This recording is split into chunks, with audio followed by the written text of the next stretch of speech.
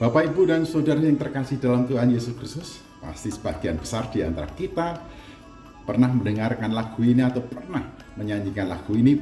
Ya, sebagian besar kita bisa menyanyikan lagu ini, yaitu lagu yang diambil dari Mazmur 34. Kecaplah dan lihatlah betapa baiknya Tuhan itu, rasakan dan nikmati kasih setia Tuhan. Oh, kecaplah dan lihatlah betapa baiknya Tuhan itu, rasakan dan nikmati kasih setia Tuhan. Syukur bagimu Tuhan, segala hormat bagimu Tuhan, Allah yang mengasihiku, Allah yang memeliharaku selamanya. Kecaplah dan lihatlah betapa baiknya Tuhan itu, rasakan dan nikmati kasih setia Tuhan selamanya. Ya, ini lagu yang begitu indah, lagu yang didendangkan mula-mula oleh Daud karena bagaimana Tuhan turut campur tangan dalam kehidupan Daud ketika Daud dikejar-kejar oleh Saul dan melarikan diri ke daerah Filistin dan di bawah kekuasaan Abimelek pada waktu itu. Dan untuk dia menghindari dari kemungkinan dicelakai, lalu Daud berpura-pura gila. Akhirnya Daud dibiarkan pergi dan tak terluka satu apapun. Nah, dari situ Daud merasakan bagaimana Tuhan melepaskan dari setiap ancaman demi ancaman yang dialami oleh Daud. Mengapa? Karena Daud berlindung kepada Tuhan. Dia diberikan kesempatan sesungguhnya 2 kali bagaimana Daud bisa membunuh Saul, tetapi Daud tidak melakukan itu karena Daud meyakini bahwa setiap orang yang diurapi oleh Allah, pertanggungan jawab mereka hanya kepada Allah. Jadi kita tidak boleh mengganggu-gugat setiap orang yang telah diurapi oleh Allah dengan mengadili, menghakimi, atau mengambil keputusan untuk melenyapkan orang itu. Jelas kita akan berhadapan dengan Tuhan.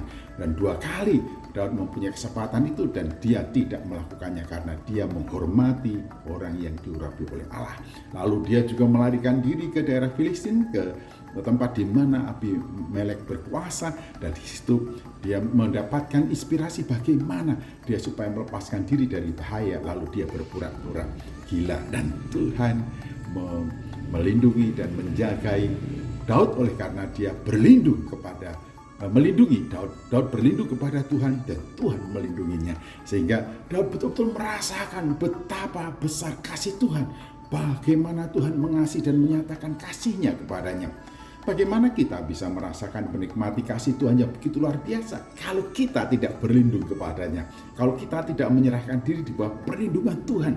Hanya orang-orang yang berlindung dan sungguh-sungguh menyerahkan diri dalam perlindungan Tuhan akan merasakan kokoh kuatnya benteng yang dimiliki oleh Tuhan untuk melindungi dan melingkupi kita, sehingga tidak ada seorang pun yang tahan dan kuat menghadapi kita. Sebab kekuatan kuasa yang dimiliki oleh Tuhan tak ada satupun yang dapat menandingi dan dibandingkan, karena segala kekuasaan yang ada dimanapun, dari manapun sumbernya dan oleh siapapun, semua berada di bawah otoritas dan kuasa Tuhan.